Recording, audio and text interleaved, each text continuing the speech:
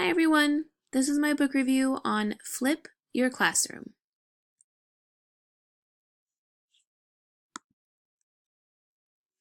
The authors of the book are John Bergman and Aaron Sams. John Bergman is happily married to the love of his life and a father of three. He has been a high school teacher in rural Colorado. He is the co-founder of the Flip Learning Network, which is a nonprofit organization which provides the necessary resources to teachers who flip their classrooms. Aaron Sams is the other co-founder of the Flip Learning Network. He's been a science teacher in rural Colorado for 17 years. He frequently speaks and conducts workshops on education uses of screencasts and the flipped classroom concept, and he's also served as a co-chair of the Colorado State Science Standards Revision Committee and serves as an advisor for TED Ed. Both these gentlemen are modern-day pioneers of the flipped classroom. The flipped classroom actually started in 2006 with these two gentlemen in a very, very rural area of Colorado called Woodland Park at Woodland Park High School.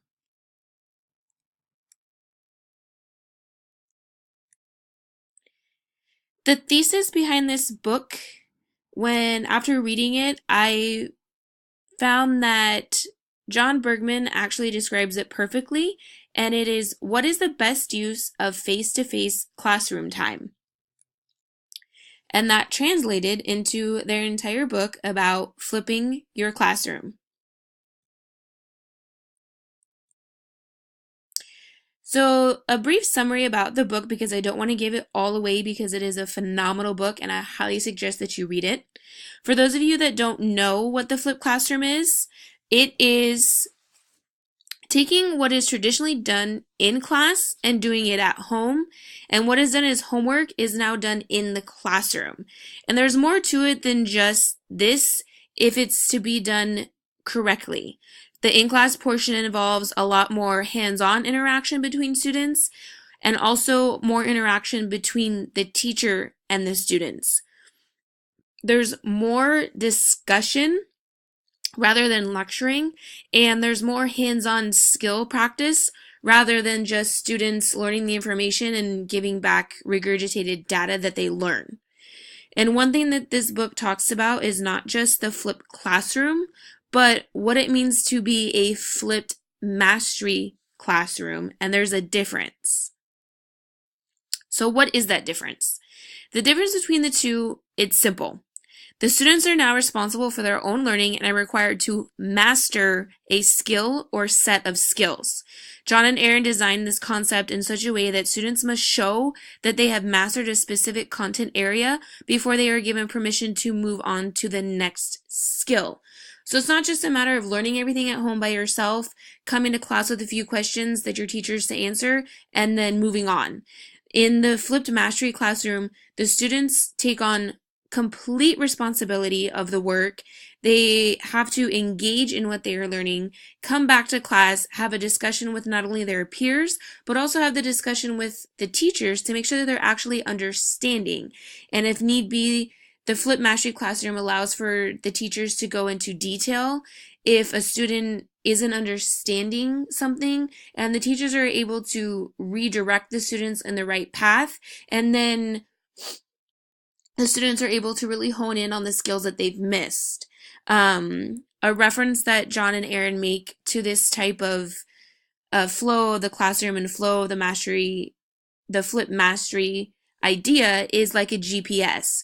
The students have the opportunity to follow the directions just like in a GPS, and if they get detoured, they have the option to ignore it or take the redirection that the teacher is giving them.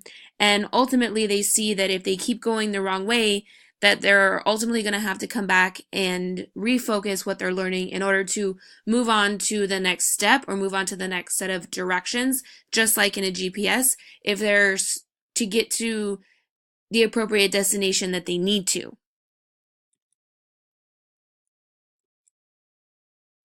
So the analysis and evaluation. Overall, I think this is a great book. We've heard here and there throughout the courses that we've taken about the flipped classroom, and there's been a little bit of talk about it, but nothing in detail like this book goes into. So should you read it? Absolutely. I think this is a great, great, great book if you are highly considering using the flipped classroom model in your own classroom.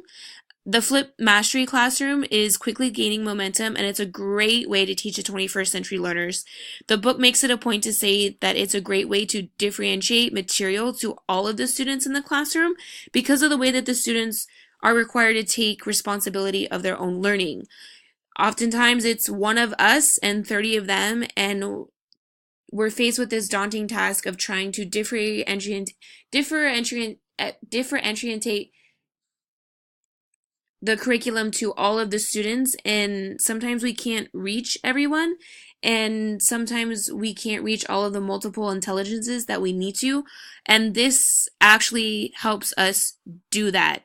And those that are able to grasp concepts quickly have the opportunity to work ahead and not be bored, and those that struggle have the chance to relearn what they need to and do so at their own pace.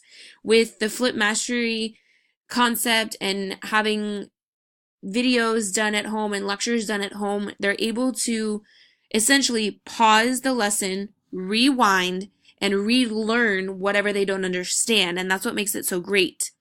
And one of the questions that comes up with doing this flipped classroom idea is the assessment portion of it.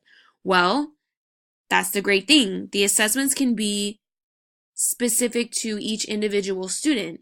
If you have a student that doesn't test well, they can do a different type of project. They can do it verbally. They can do an explanation. And some of the examples that John and Aaron give in their book is just that. They give examples of students who have a lot of things going on, whether it be sports or other activities, and they're able to really use their time wisely and take advantage of getting ahead through the videos that they've provided and doing the assessments early. And then they also give the example of the struggling student who may not understand something, but they're able to go back and relearn what they need to, ask their questions, get the hands-on experience, and do a form of assessment that is beneficial to them and how they've interpreted the information and able to teach it back to the teachers. And that's the best part of this, is that the possibilities are completely endless.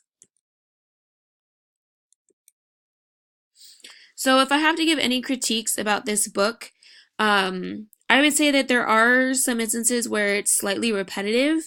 They give a brief explanation of something and then there's an entire chapter on it, and the brief explanation tends to cover all of the basic necessities. However, they do go into more detail, but it does get a little bit repetitive. Another critique is that the main focus and examples are only primarily based on science, because that's where these two gentlemen have their background in, and they are two science teachers who have created this flipped mastery classroom idea. I think that it would be more beneficial to have examples of other subjects throughout the book to see how other teachers have used this concept in their classroom. And another thing about the book that was a little hard to understand while reading it was it's sort of written in an awkward third person rather than consecutively one viewpoint. So that was a little confusing, and it was also a little confusing to distinguish between what the authors were writing about as their examples and then examples that they've pulled from other teachers that are also written within the book. If anything, a strength that comes from this book is the detailed explanation of how to flip the classroom. And then there's actually the last chapter of the book, which is the FAQ section, and it addresses a lot of the common questions that you might have, like how do you get your parents behind you? How do you get your district behind you? How do you make sure that the students are watching the videos? How do you assess the students based on the flipped classroom? And it really kind of brings all those basic questions to light and they give great answers to all of them. And If you're contemplating using this structure in your classroom at all, this is a phenomenal book to read, and I highly enjoyed every minute of it. And the great thing is that it's actually really short, um, and it's not dry or boring at all, and is overall a very useful book that I will definitely be using in the future when I actually have my own classroom and my own students. And here's the references just in case you wanted to learn a little bit more about the authors and their book. Thanks for watching.